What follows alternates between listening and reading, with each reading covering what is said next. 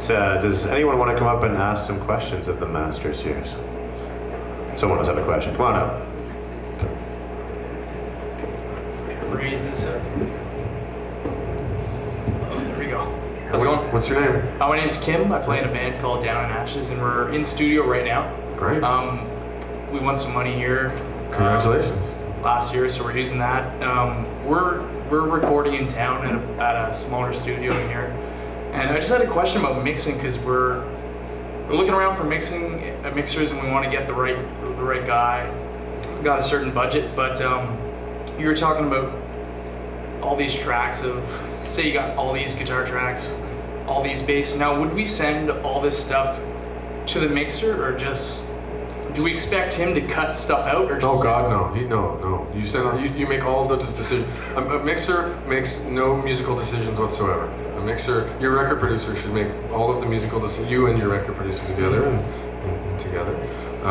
The mixer, I send the completed files and no extra takes. No, there's no choice. They get no choice. They can make some delay moves, and like once in a while they'll do some kooky edits or try something out of it. Yeah. That's not, no, there's Everything on the surface, that's all they're interested in. If you have playlists, don't give them the playlist. They're not going to look anyway, because they trust that what's on the surface in front of them, it could be 200 or 128 tracks, whatever.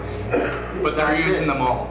Well, yeah, because you send it to them. Yeah. No, that's fine. But you can cut back and not send them 20 tracks. I mean, but it's the decision you got to make on your own. Okay, cool. Yeah, because they're falling into like a producing editing role. Like, it's a completely different thing. They're there to technically balance. They're like balance engineers, the classical sense of the word.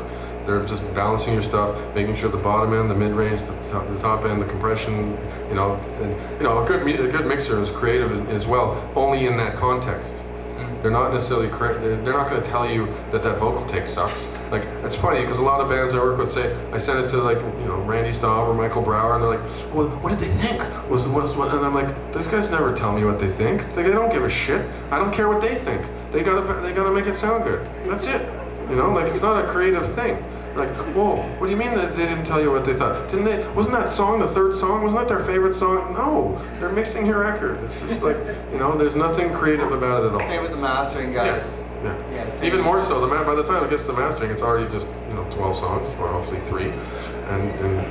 I mean, yeah, you keep all that technical stuff close to home. Like you'd never send mixed notes that would say, take 3 on the vocal.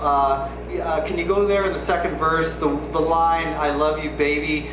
We like take 3 better. Can you? No, it's got to be comped already. Yeah. All that stuff's got to be put on the surface, ready to go. And then when it hits the mastering guy, after the mixing guy's got it, you call the mastering guy and you go, "Shine it up, make it rock." And send me a sample, and then you send me a sample and you go, "Well, you know what? It's not rocking exactly what I thought you were going to make it rock." So because mastering people fuck it up more than they get it right. Like they can really bite. Not my guy. He's Joe Lambert. He's awesome. All right, great.